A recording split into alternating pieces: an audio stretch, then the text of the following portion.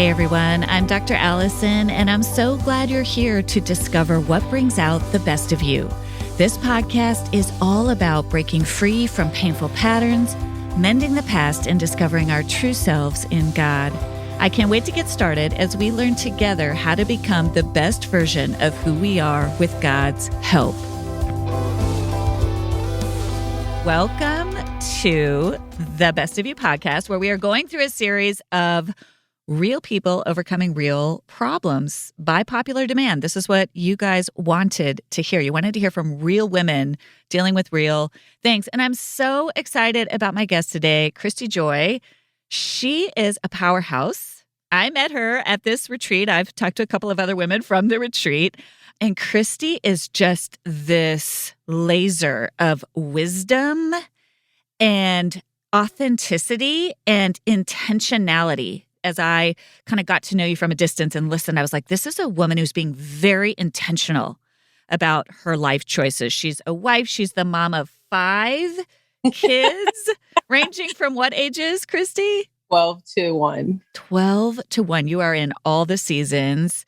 Made a decision, which we're going to get into. You had developed a pretty significant online platform, which you basically walked away from for various reasons. We're going to get into that. But prior to that and ongoing, you have this real passion for helping women love the bodies they're in and body image issues. And you're just a treasure trove of wisdom. I'm so glad you are here with me today. Thank you for taking time out of your summer. I know it's not easy when you've got a bunch of kids in the summer without structure to find an hour to come on a podcast. So thank you. Oh my gosh, Allie, what an introduction, man. Let me sit up and get myself together.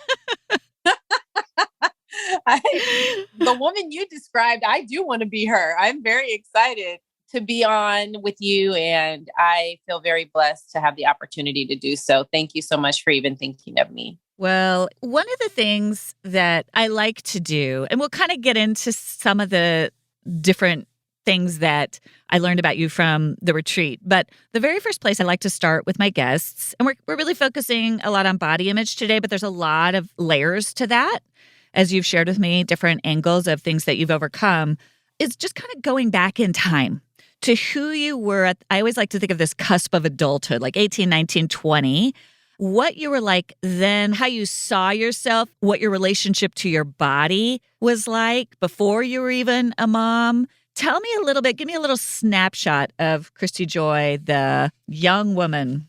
That girl, Christy Joy, she was religious about, I would say like right about 21, like very religious about exercise. I didn't have the best eating habits because I had a really, really distorted view of what my body was, what my body is for, purpose of my body, all things that I've had to grow into learning. But that girl used exercise as punishment for everything that she was not, and just really wanted to be skinny, wanted to fit into size 2 jeans. When I was 8 years old, I'm going to give you context too, like where that even came from. When I was 8 or 9, my grandpa came home from a trip and we're all sitting around a table. My mom and some other people I can't even remember.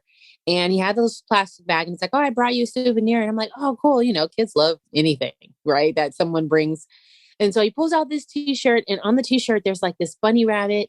And I'm reading it. And on the top, it says, I'm not fat. And on the bottom, it says, I'm just fluffy. And I'm like looking at it and I don't get it. You know, I'm like, I don't get this. And then, I remember like it was yesterday.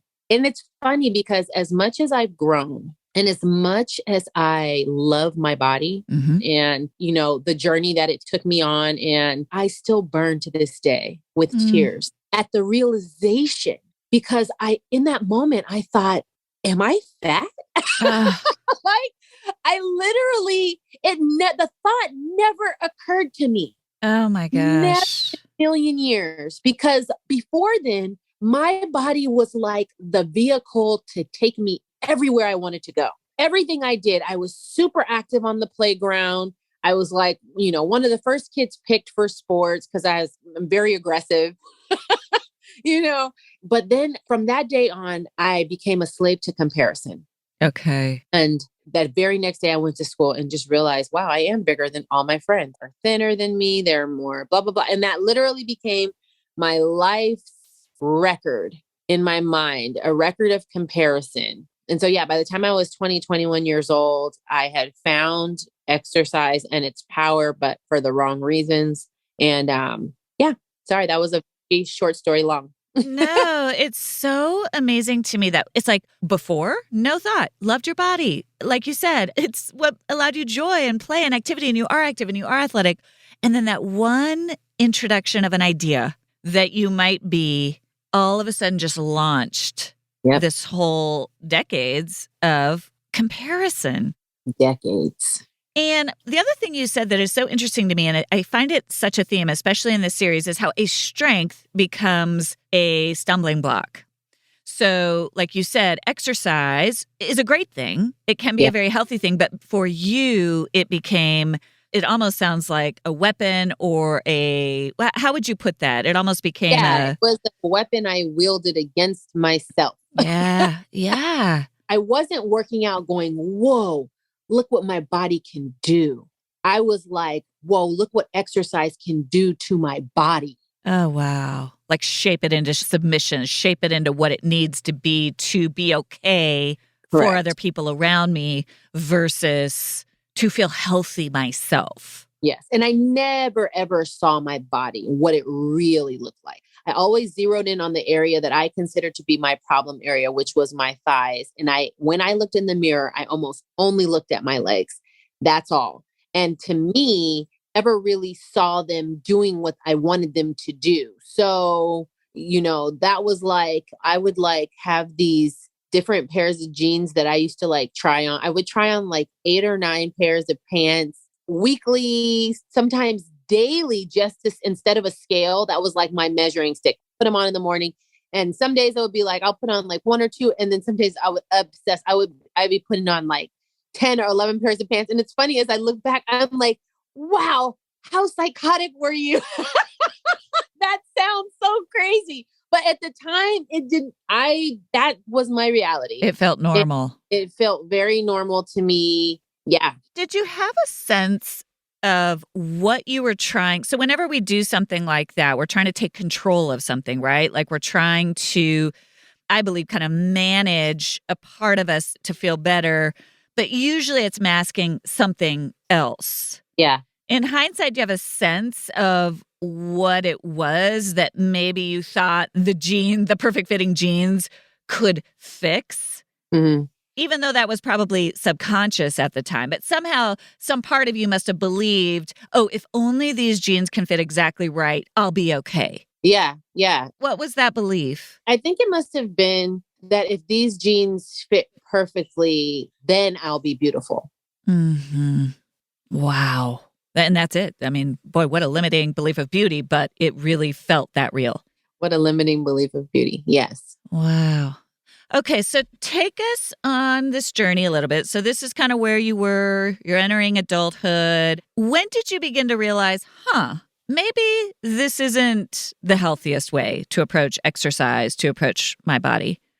I heard my 2 kids, my oldest 2, Braden and Riley, playing in the hallway. And I was standing in the mirror, and I had just done my ritual of like trying on maybe like 2 or 3 pants or something like that. And I heard them like laughing and joking, and I'm standing in the mirror, and I heard it audibly as if someone was standing in the room. Mm. And the voice said, basically paraphrasing, if you don't fix this problem that you have, your daughter is going to be just like you, and it's going to break your heart.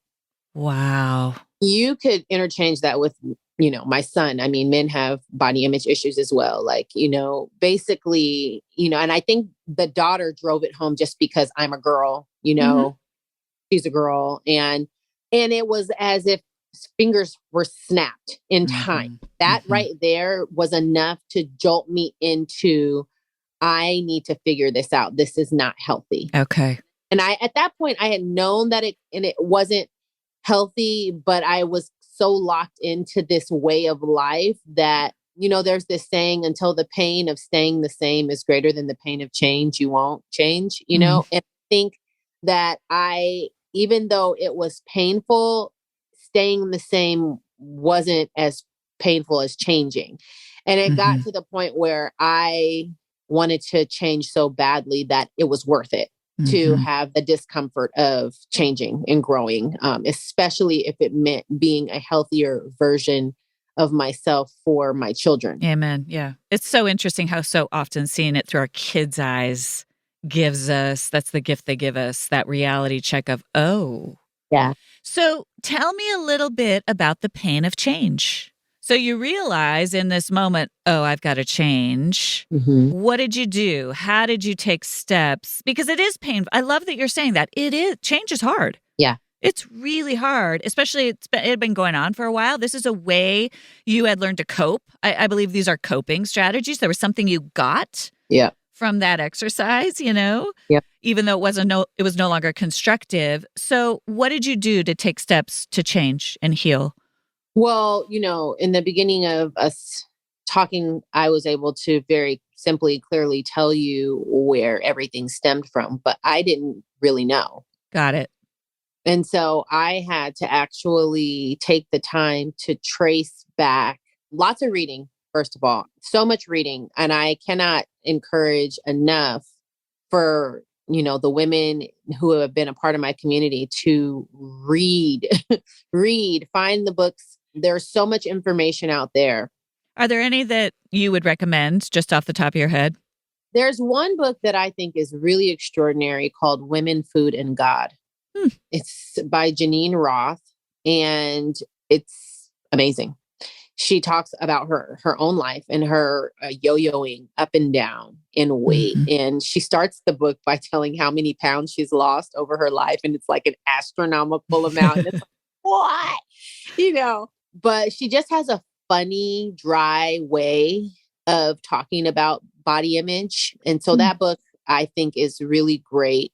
And so yeah, so that's one. And I'm trying to think of everything like blends together between podcasts and Yeah. reading and going to conferences, like everybody's voices are like blended together in my head. Yeah. The one thing that I know was a huge exercise was going back and identifying all of the life-changing scenarios in my life. Like Mhm. every single time that I could remember, good or bad, that my life changed. Like it was a very monumental moment in my life. And I listed all of them out. And then I defined what I learned from all of those monumental moments. That's what actually helped me to transition beyond being hurt by what my grandpa did. One of the other things that was really difficult is that my grandfather was like one of those people who you could be the butt of his joke or not. Like he Mhm. just wanted to laugh all the time. He didn't really care if it was hurtful, nor could he was not self-aware. Mhm. So even if you were mad at him, it doesn't matter because he didn't care. So there Mhm. was not even like any type of redemptive story or like reconciliation. I don't ever really remember being angry at him.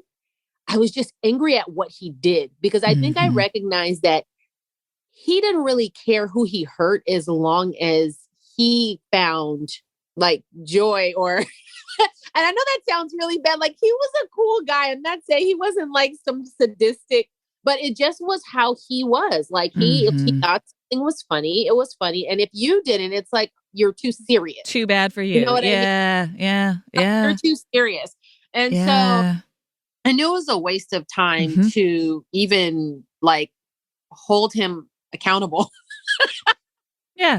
Yeah. So that was a tangent, but I think that's important too because I think when we are hurt by someone or someone triggers our issues with our body image, it can be so hard to move past it because we have not forgiven the person Mhm. who's done whatever or said whatever. But at the end of the day, that person cannot come between me and my freedom. That's such a great point. Like, you're not taking him off the hook. Yes, what he did was hurtful. And if you can't get forgiveness, if you can't get reconciliation, whatever, great. But if not, you still, what I hear you saying is, I still had to deal with this. You're not helping anybody else by not getting free yourself. At the end of the day, he doesn't know at all that this is so important to me. So anyways, being able to go back and pinpoint the moment in my life where my body image shifted. Yeah. Then to actually see that little girl and to be able to communicate with her in a way of like, we're not even her anymore. Mm-hmm. And we were a child and he was acting like a child. Yeah. You know what I mean? Like Yeah. to talk to her in a way where it's like, because what happens is that even though we become grownups, we're stuck emotionally in that place where that thing happened. Exactly. So all the trying on the jeans, all that, literally, that was the behavior of a 9-year-old. That's right. Do you know what I mean? And so I had to graduate and to explain and express to myself that I was a child and what happened was really hurtful. And I had no control over that, nor was I responsible for it. Yes. And then to go from there, I think that was really helpful. You are saying something right out of all of the trauma literature, which is that was it was traumatic for you, right? And whether big T trauma, little T trauma, it doesn't matter. Something inside of your body at that age picked up a message that you then lived out. And so that is real wisdom where you had to go back to that root, help her see. And this happens to us. And no matter how much we go, why didn't I just blow that off? Why didn't I? It doesn't matter. At that moment in time, that meant everything to you. Yeah. Your grandfather's words, and so to go back and help free her of that weight, give her that. I did a kind of a whole episode on this everybody talks about this inner child, but they live in us. These memories live inside of us and are operative inside of us until we kind of separate and go, wait a minute, I'm not that little girl anymore. I can help her in maybe the way I didn't get help at the time. My guess is at the time, there wasn't anybody around you to help you. Maybe nobody even knew. I don't even think they knew how much I internalized it because I expressed it. And so, which is what kids do.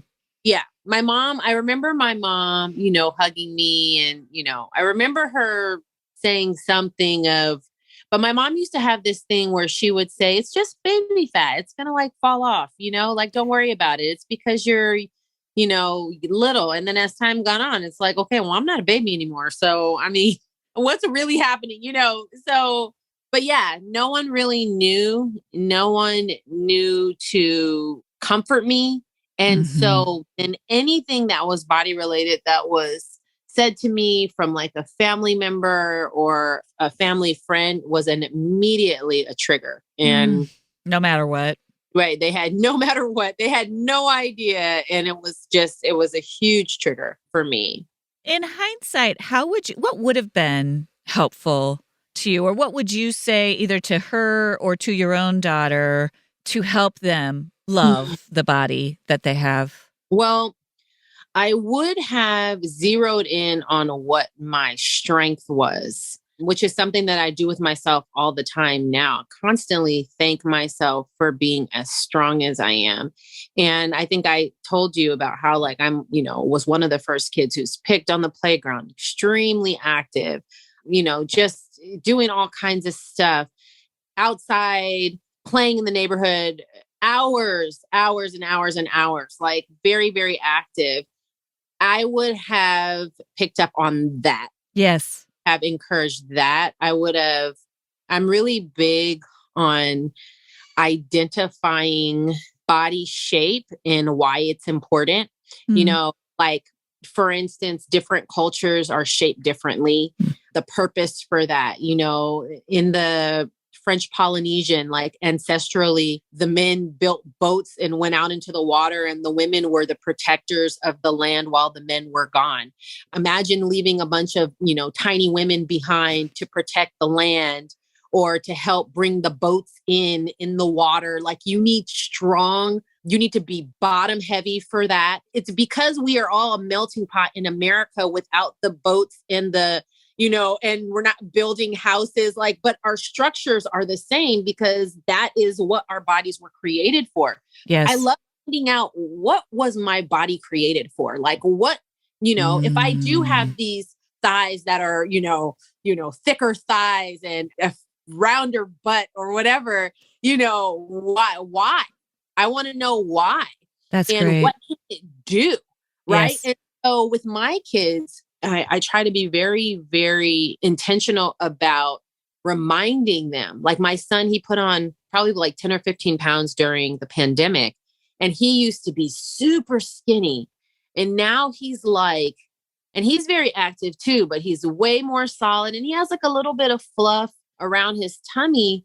But I tell him all the time, I'm like, dude, you be thankful for that weight that you gained. I said, because it's way more difficult to build muscle out of nothing than it is to build muscle out of what you have now. I mean, he's so solid. People spend so much time eating extra food just to put weight on, just so they build muscles. I'm like, you did it naturally, dude. Nobody's going to want to even come up against you. You're so girthy, and so that's the way. It's like using actual factual information and knowledge help them understand why their bodies are doing what their bodies are doing, and that it's for their benefit and protection. Yes. That their bodies do what they do. And so yes. And by design, like what you're saying, by design, they're different. It's funny, as I'm listening to him, remembering I had pasty white skin that wouldn't tan and burned. And I lived in an area of the country where everybody baked. I mean, back in the day when I'm old and people would go to tanning beds. And I wish someone, like you're saying, would have said, no.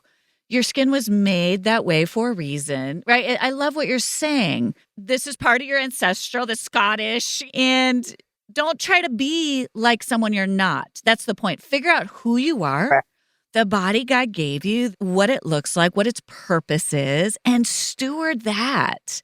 And again, you're kind of getting at this idea of comparison. The antidote to comparison is owning your own strength, is owning your particular, the way you were made, which is more and more and more, I hope, where we're moving culturally, but wasn't always the case. You had to work really hard to arrive at that for yourself, and now you can help your kids. Right. I mean, again, right, our definition of beauty is being redefined every day. And it's different, every decade. Someone comes out and says, this is beauty. And then everyone kind of tries to file in line behind whatever that thing is that they've used culturally. When at the end of the day, wherever your ancestry came from, if you went there and everyone looked the same, no one would care if you were tan. That's not that, you know what I mean? They don't even care about that because they're it's about survival. Right. And we can understand that our bodies were actually shaped for our protection and survival. Yeah. That it's not about how it looks in a pair of jeans or in a low-fitting dress or, our arms or our saddlebags or whatever other way we want to define our bodies in a negative light, but to really understand what is actually the purpose. It completely flips everything on its head. Yeah. That's amazing. So I want to just pick back up. So you realized you needed to change. You really did this deep dive into your own. It's like you did an inquiry into your own. You got back to the root with your grandpa, but also you mentioned these other key junctures, key life moments where maybe I wanted to kind of ask about that. Were there other moments where you noticed that you needed to go back and maybe change a message or change a narrative that you had in your head?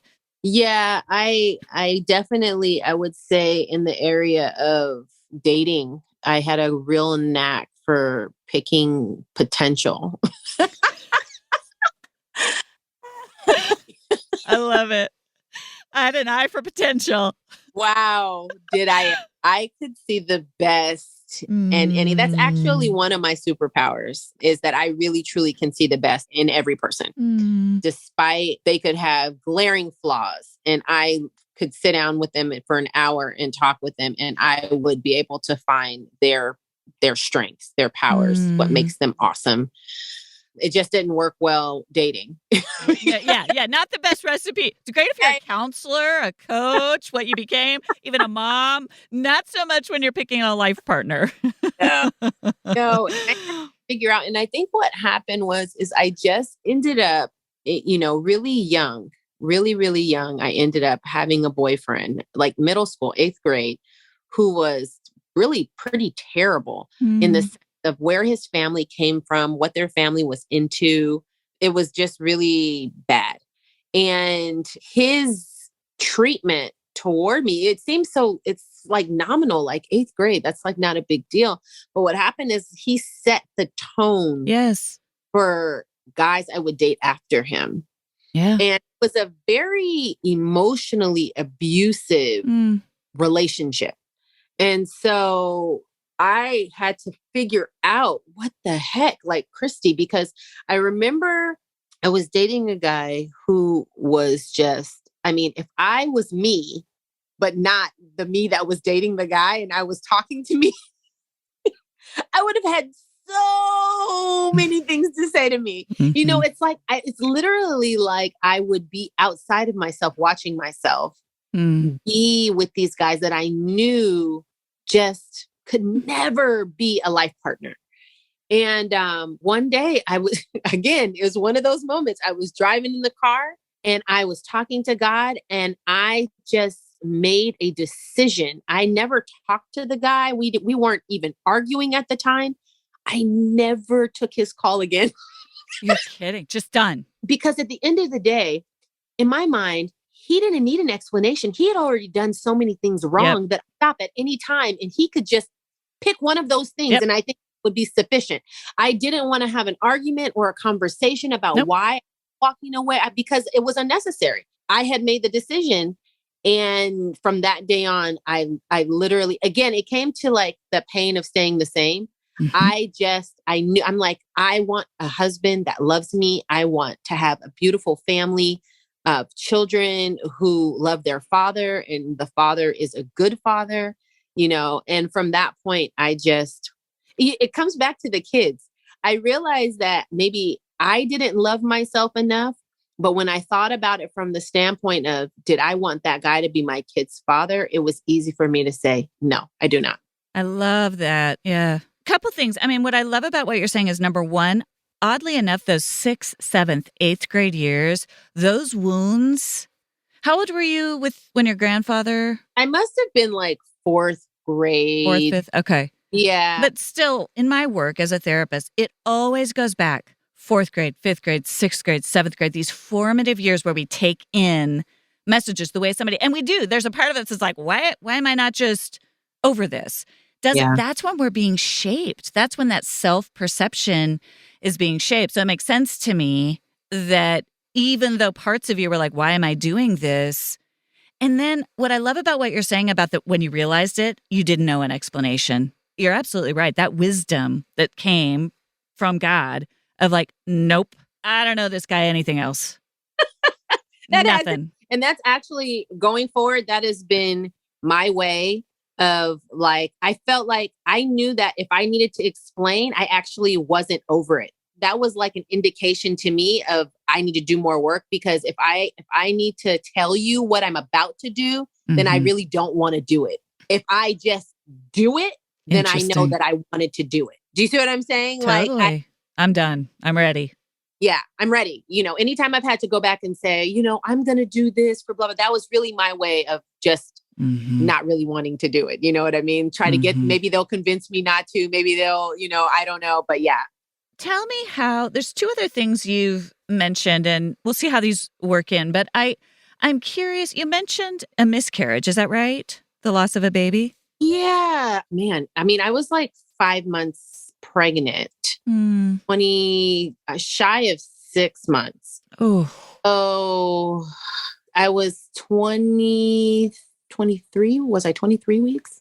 And I actually had to deliver. I couldn't just let it pass. So yeah, that was a time. It was the baby before my last. And his heart just stopped and I knew something was wrong. I went into the doctor on a day when I didn't have an appointment because I just knew something was wrong. And sure enough, confirmed that he did not have a heartbeat. And that was, I had to take all my kids to the doctor that day, and they were in another room. They were in another ultrasound. And I remember coming out from that appointment and going to get them and just having to like hold it together, because they don't know. They don't know what's going on. And I remember going to the car and getting everyone in the car and driving home and everyone going to the house. And then I remember just sitting in the car and I was just bawling, and it also gave me a newfound, not that I didn't have empathy for women who had lost, but when you don't experience it, you just don't know. Yeah. And it gave me newfound for my friends who lost 1, 2, 3, 4, 6, just willing to keep trying. I'm just like, oh, talk about the real warriors in the world. Like it made my heart just grow even bigger for women who have lost and women who have not even had the opportunity. And then you find out how it's such a silent, so many women I know who are like, oh yeah, I lost my whatever. And I'm like, what? Like, I know you. What do you mean? how did People don't talk about it. I know. When women don't talk about it. And that just, it even that pain of knowing that there's so many women out there who have these silent losses that they don't talk about, that they don't really share, but it's just there in their hearts. How did you get through that? What helped you get through that grief? So, everyone who knows me knows that I am like that thing that I told you about, that 21-year-old girl who used exercise as a weapon against herself, has grown into a woman who uses exercise against everything else. Just not me. That's what I was curious about, right? So that became healthy coping for you? So, yes. And so what happened? So I have a bike, one of those bikes that has like the trainers on the screen that tells you what's what to do. And I was in the car, like I shared with you, bawling my eyes. And again, audibly, like the voice I heard in front of the mirror, I heard, get on the bike. And I was like, what? Like, okay, I know that everyone thinks I'm crazy and knows I'll exercise through anything, but this is not the time to get on the bike. Do you understand? And like, no, and so, but I heard it again, like, just get on the bike. And so I got out of the car and put my clothes on, got on the bike. And that person who was training that day, they must have known. And actually, I'm getting the stories kind of blended, because the day that the doctor told me, I did sit in the car and cry. But then a few days later, when I went to see the doctor that told me that I was going to deliver, he actually made the appointment for a few hours later that day. So I didn't even have time to like process that. I thought my doctor told me that I was going to have a procedure. I didn't know I was going to have to deliver the baby. So that get on the bike actually came after I came home, knowing that I was going to have to deliver the baby in just like 3 hours. And I was in my car bawling my eyes out. And so I got on the bike, and it was like that trainer knew that I was going to go do that because, it was a climb ride. And I believe that when you're going through something in your life, name how it makes you feel. Does it make you feel like you're going up a mountain? Does it make you feel like you're standing still with a lot of pressure coming against you? Like, name whatever that the feeling is of where you are. And then I always encourage, go do a workout that gives you that same feeling. So like, if you feel like I feel like I'm climbing uphill and it's one of the most difficult mountains, I say, go on a hike or go get on a bike and climb, right? Which is what I did. I was like, I need to climb. I climbed. And she said something towards the end. She has you like stand up, you stand up on the bike and you're rising up. And she said, I want you to rise up. I want you to rise up like you have something to do today. Like you have something to prove. Right. And right in that moment, I was thinking, I do have something to do today. And by the end of that ride, all those good endorphins just rushing into my body, and all the dopamine and the serotonin and all the beautiful, beautiful things that really do help bring us back to homeostasis, that balance. And I remember getting off that bike like I was on a mission. I can do this. I can do this. Yeah. I can do this. Like it's hard, but I can do this. But the thing about it is, Allie, I say that, and then it sounds, especially if somebody's listening, it's like, okay, that's a little bit crazy. I had been training for that moment. I didn't know I was training for that moment. But every day that I get up and make my body do what it does not want to do. And at the end, when my body is like so tired that it doesn't want to go on, and then I tell it, no, you must. That was training me for that moment. The moment where I didn't want to go on, but I knew that I must. My body was just already primed for that type of behavior. We know how to do that. We push to the end and we do it very strong, right? So exercise has so many components that if you actually do apply it to your life, it's easy to just exercise every day and never really apply it to your life. But if you actually take your life and line it up with exercise and say, whoa, you will see how similar exercise is to actually going through everyday life issues. Sorry, that was a very, very long explanation. Well, it's really interesting. I mean, I love, first of all, how you took what was a little bit of a self-destructive tendency, right, and turned it into a superpower, with the exercise. But the other thing you're saying that's really interesting to me as a psychologist is the externalizing, the metaphor, bringing it into the body. Because we tend to want to go to our emotions or go to God, all of which are important, but our bodies also carry all of that. And I love what you said about whatever you're feeling, externalize it. Because what it made me think of is I had a stroke a couple of years ago.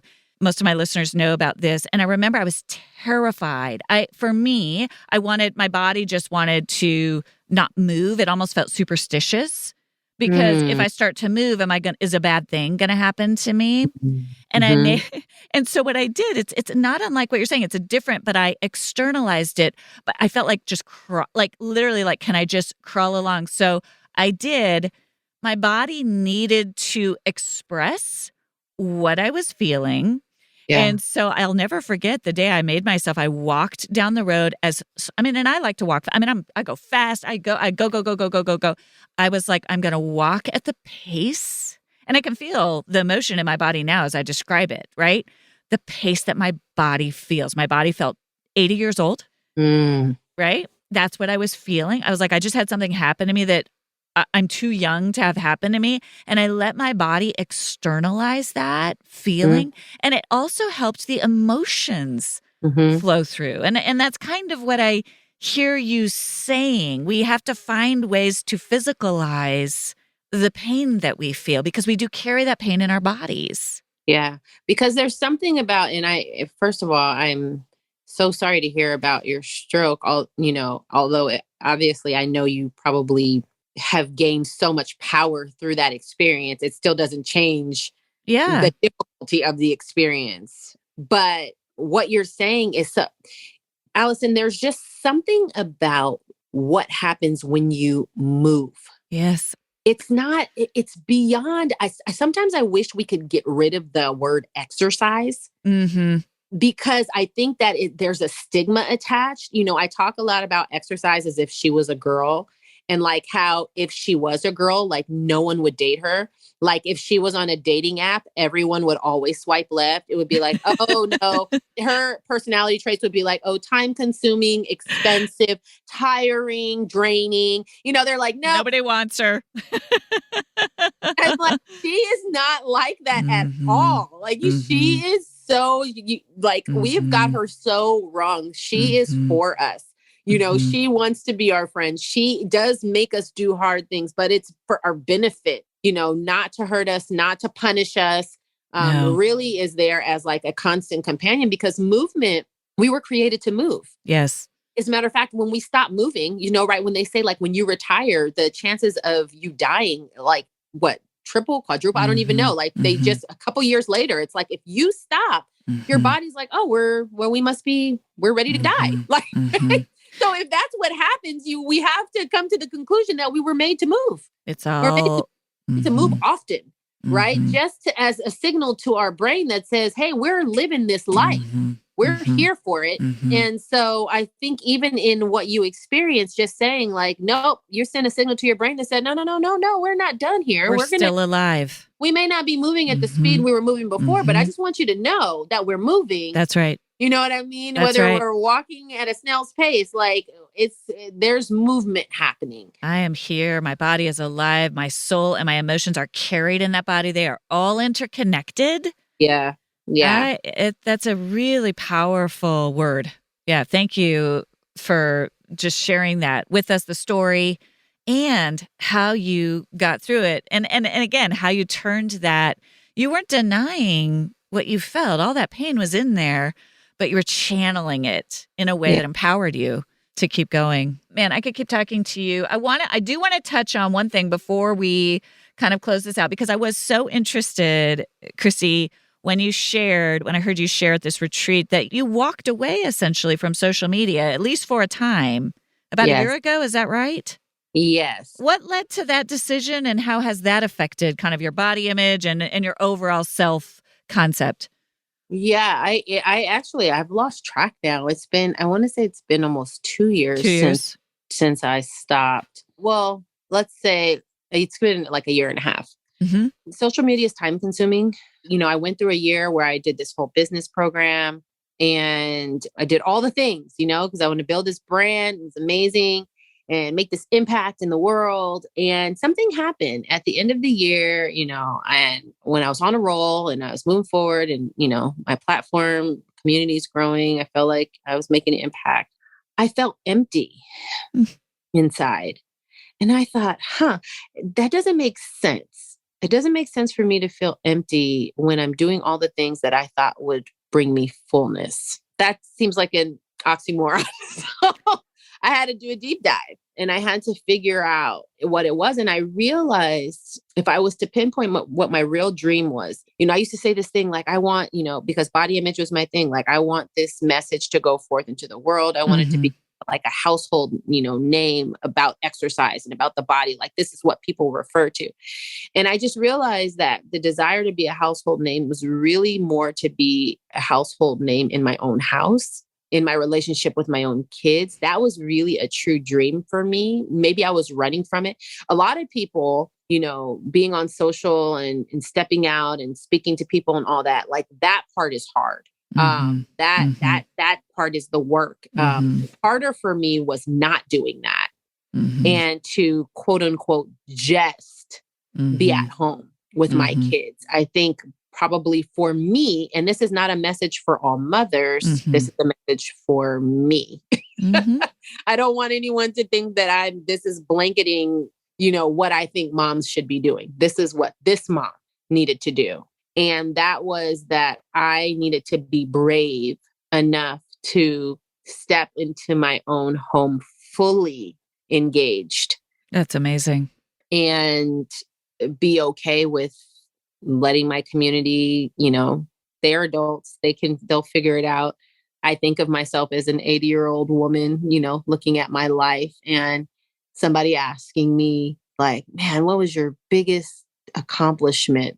And never once does it ever float up into my mind to name something I did, a book, a conference. It's always the first thought is, what would my kids say about me? And so if that is the most important thought that floats to the top for me, then I knew it was important for me to make sure that whatever they said came from someone who did everything that she could to give them something good to say. This is what I mean for those of you who are listening about intentionality, self-awareness, the courage to dig deep into yourself. And I hear you, Christy, there's no agenda with what you're saying. Not every woman is going to arrive at the same conclusion, but you knew what was right for you and you paid attention. And there's that thread throughout everything you tell, right? It's like, I knew and I acted and I paid attention and this is what was right for me. And I mean, that's just powerful. It's Yeah. really a powerful message for women to hear. It's going to look different for all of us. Mhm. But that theme of what you said, I felt empty. I Yeah. paid attention to that instead of just, well, this is what the world tells me I should want. Look, I'm getting success. Look, you had success. It wasn't, it was working. And you were Yeah. like, I felt empty. And wait a minute, is this what I really want? Is Yeah. this the life that I believe we all have to be? That's the work Yeah. that we all have to be doing, whatever it leads us to. Yep. It's Mm. it's just like this quote I read yesterday. It said, "This is not a rehearsal." And that feeling, that emptiness, it's like, I could push ahead, but this life is not a rehearsal. Mhm. I get one shot Mhm. at this life. And I want to know that I lived as the star of my life as opposed to a supporting role, in my own life, That's right. because it was to go a different path that I didn't want to go, but I thought it was the way that I should go, because that's what people said, culture said. That's exactly right, because exactly right. What other people's expectations or dreams are for me. What are actually my dreams? Yeah. What do I Yep. want to do with this life I've been given? For sure. Because I thought, yes, it's my dream to be a speaker, to be an author, Mhm. to follow in the footsteps of my mom. Mm. I just knew for sure. But when I go back into like my heart of hearts, when I think about my upbringing, as amazing as my parents my mom is still here, my dad's not. Fantastic parents doing the best they could with what they had, left an enormous legacy. But one thing that I always wanted is I said, I don't want to be a mom that's at home, but not in my home. Mm. To be a mom who is very present. Mm. And parents were both entrepreneurs and they sewed into a lot of lives. Mm. Our house was very much open to many, many people. And which is beautiful. I love how many lives my parents touch. And I love that's a part of me of like kind of Mhm. having that revolving door type thing. I love that. But at Mhm. the same time, that feeling that people had more access to my parents than I did, or that there was nothing different about me and Mm. these people. I just didn't want to build that same legacy. And I feel like that's where I was headed in the sense of people's lives being on par with my own children in the sense of them needing advice and Mhm. encouragement. And you know what I mean? It's just, I didn't want to repeat. That's the part of parenting that I didn't want to repeat. Mhm. My parents wouldn't have known they were doing it, but I know. Yep. And now that I know, I don't want to repeat that. Yeah. So this is my way of trying my best not to. That is such a good word. That again, that self-awareness and ability to translate that, the knowledge that you've been able to translate to wisdom in your own life. There's something about the way that connection to yourself and to God, right? It's both. You, and then God speaks to you and you're like, okay, that's what we're doing. There's just Mhm. something really beautiful about that really speaks to me. And I'm grateful, so grateful for you. Allison, I appreciate it. I really do. Like any other person, I question myself, like whether or not I am being intentional enough, Mhm. whether or not I am doing the best that I can, or, am I being lazy? Am I, that's one of the questions that I asked myself when I walked away actually from from the light. Like, am I just making excuses? Like, I don't want to do the hard work. I don't want Mhm. to takes to, get to the top or whatever what language you want to use. And I realized, no, actually is more brave for me to not do it in my personal life, just of who I am. This takes more courage for me. And I honestly have not looked back. I don't miss it like one iota. Like I don't Wow. miss it at all. And that was another, God will tell me to follow peace. Following peace doesn't always mean that it's not going to be challenging. I think we get that confused sometimes. We think like, oh, if this is hard, that must not be peace. No, it's like the peace that's inside of me. Like Mhm. there's a stillness that says, okay, well, if this is hard, I still know this is the way I'm supposed to go. So I'm okay doing that hard thing. And so there's a complete peace with me about the path that I've chosen. That is so powerful what you're saying. And as we kind of close this out, I think that's what, because the messages out there, if you pay attention, if you're like, because there's messages that say you got to do the work, you got to reach all the people, that's the right thing to do. That's the godly thing to do. That's the, and then you can have these other messages that are like the right thing to do is to do this. I mean, if you try to read the tea leaves or please all the expectations, whatever the expectations, you're going to wind up pleasing nobody. But that's what's so interesting to me about this journey you're on. And I love how you're saying it's not that it's easy. It's not that I'm like, it's like, but I have that inner sense of peace that these choices I'm making are right for me. Yeah. And no one can, that's freedom. No one can take that away from you. No one can take that from you. And it's a beautiful thing. It is a really, really beautiful thing. So as I end all of these episodes, I ask all my guests, the title of the podcast is The Best of You. What is bringing out the best of you right now? Ooh, man, good question. What is bringing out the best of me? I think what brings out the best of me is when I am willing to take the time to get up early in the morning and read and listen and pray when it's quiet.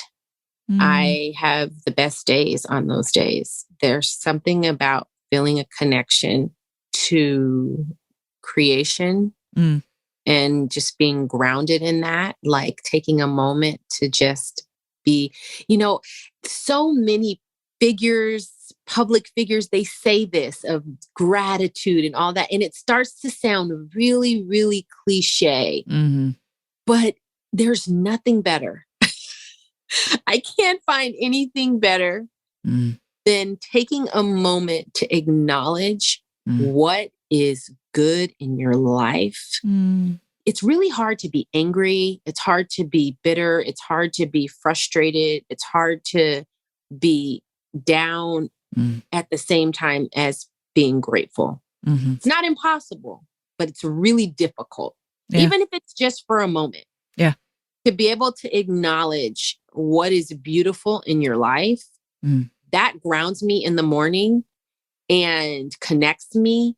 And just having that talk in the morning with God, reading what I believe is like his words to me, writing what I think, my interpretation, all of that brings out the best in me. I love that. Allows me to fully be who I am. To connect and align both within yourself and with God to who you really are, and then live from that. Makes a huge difference. The days that I don't do it, I 100% see the fruit of that, whether it's good fruit or not. I love that. And then lastly, this might be similar, but what needs or desires are you working to protect? Oh, man. I think right now I'm really learning to protect my time. I am an extrovert. I'm a people person. I love going to coffee with friends and catching up and encouraging one another. And to me, that is a way of giving life. But sometimes if I'm not careful, it ends up taking life because I'm not getting the things done that I need to get done. And so it's no longer life-giving. So I'm learning to protect my time better, really streamline my focus. And then also, I'm really learning how to become a more organized mom. It's just, I'm an artist. So I went to school for theater. And, typically artists are not the most organized per se. So much is abstract and, it's very, I'm not saying there aren't organized artists out there. There are, but a lot of us aren't. And so then you throw, a husband and 5 kids into the mix and it's like, oh my gosh, systems. I'm really working on that. And I think that's the area when I talk about like, oh, am I doing the best I can? Like I find myself really struggling in that area and always looking for ways to make it work better for me. Mm-hmm. And I believe that there's a gift to the way that I do think and the way that I do operate in the world with my artistic tendencies. And so being able to combine that with an organizational style that works with my personality. Yeah. And I mean, I may not be organized until they graduate. It's on the job training, right? I mean, there's no way to learn but through, and you get a little bit better. And then the other thing though about that kind of learning, the skills that you gain as a parent, is the minute you kind of get the system, they're in a different season. They move into a different stage of life, and the system has to change. You know, there will be seasons where I'm like, I'm killing this organization thing. It's amazing. Who am I? And then I'm like, who am I? I don't know. Where's my free-spirited artistic self anymore? That's when you get on the bike. That's when you rise up like you got something to do today. Yeah. It's awesome talking to you, Allison. I could talk to you forever. I could talk to you forever, and we'll have to figure out a time to do it again, because there's so much wisdom and that God has given you, and that you've hard-earned wisdom. You've gone through a lot, and to arrive at just this place of what you described as an internal peace, not because there hasn't been challenges, but because you paid attention. And I just really appreciate your sharing that with me, sharing that with these listeners. And I can't wait to talk to you some more. We'll do it again. I would love it. All right. Thank you, Christy Joy. My pleasure. Thank you for joining me for this episode of The Best of You. Be sure to check out the show notes for any resources and links mentioned in the show. You can find those on my website at drallisoncook.com. That's Allison with one L, cook.com. Before you forget, I hope you'll follow the show now so that you don't miss an episode. And I'd love it if you'd go ahead and leave a review. It helps so much to get the word out. I look forward to seeing you back here next Thursday. And remember, as you become the best of who you are, you honor God, you heal others, and you stay true to your God-given self.